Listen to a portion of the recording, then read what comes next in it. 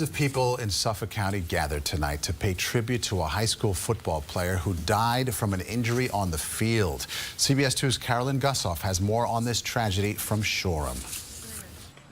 A community coming together in grief.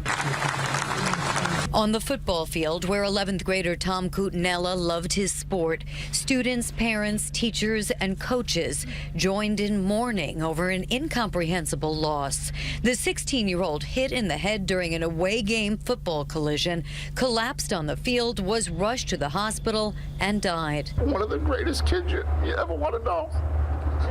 Always smiled, always, saying hello to everybody. Shoreham Wading River school officials say Cutinella passed an annual physical, wore a helmet, and the collision with an opponent was routine, but the results catastrophic. I think it was typical contact, but this result, obviously, freak effect. His teammates and coaches in disbelief. There's just not enough words to describe the type of kid that this community lost. There will be an investigation, but school administrators decline for now to say what kind of hit he sustained. On everyone's mind, though, football safety. My own son plays for the team, and I have no problem having him play on the team. They play so rough. The football, it's such a rough sport.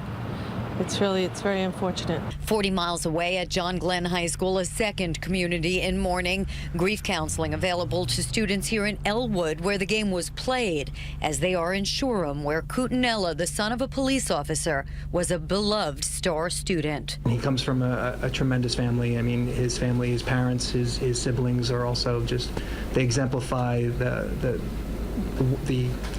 values and morals that were instilled in him. The school district's athletic director will lead the investigation. Team coaches say they can't even begin to imagine how this team and the season will move on. In Shoreham Wading River, Carolyn Gusoff, CBS 2 News. And players from the opposing team at John Glenn High School joined Shoreham players at the vigil tonight.